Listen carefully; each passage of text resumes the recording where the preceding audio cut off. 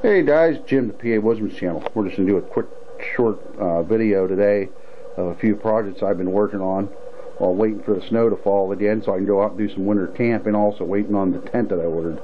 I'll get to that here after a bit. But right now what you're looking at is my Army cot, as well as some projects I've done to modify not only the cot, but add some improvements for my other gear. Looking at this cot, this is an Army style cot I bought from Cabela's just here recently.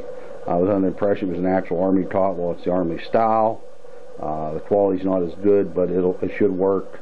I was under the impression when you buy from Cabela's, you're buying American-made products. Well, I found out this one's made in China, so I'm very discouraged.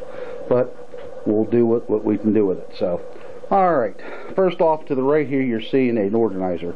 It's similar to what you'd see on a hammock ridgeline organizer, I'd say, but this one's for the cot.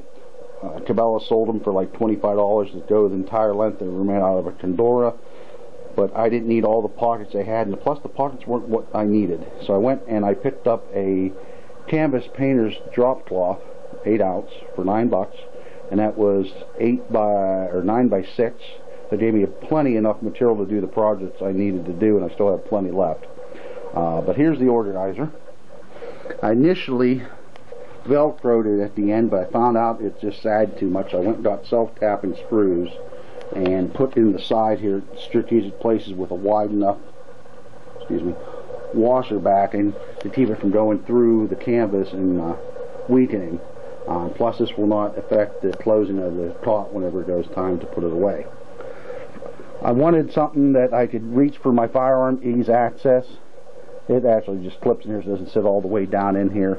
What's happening is a lot of times I'll put my firearm down on the on a tarp down below me, but it still draws moisture from the air and from the ground, and there's a chance it can rust it down, and I didn't want that. So that's why I did this. I also have a place I can clip my cell phone to. I also have room here for iPod or an extra magazine for my gun if I wanted to, headlamp, my glasses, place for a magazine, place for the camera, snacks, or whatever.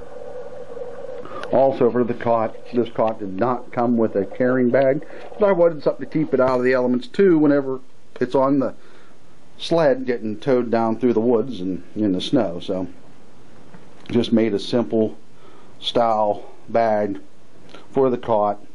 It's under the same style sort of if you get those cheap $10 camping chairs that fold up with the exception it doesn't have a shoulder strap on. It didn't need that.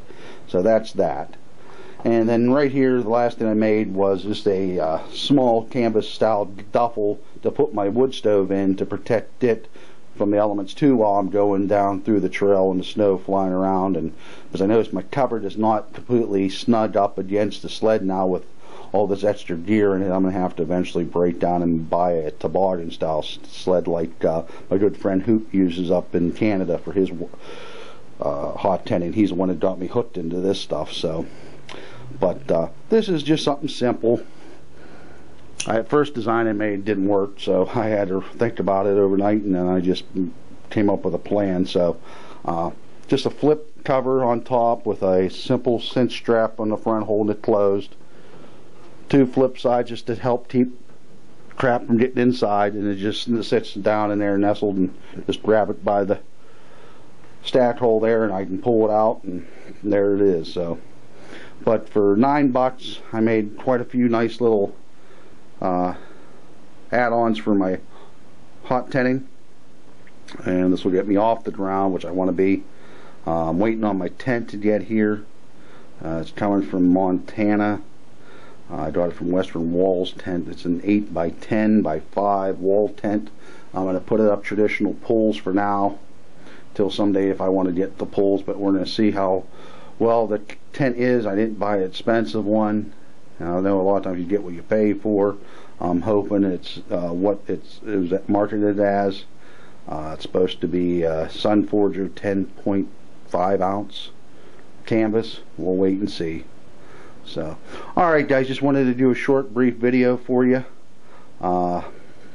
The annual February Hands is coming up in a couple weeks. I'll be filming there. So until then, I want to thank you as always for watching the PA Woodsman's channel, and as always, most of all,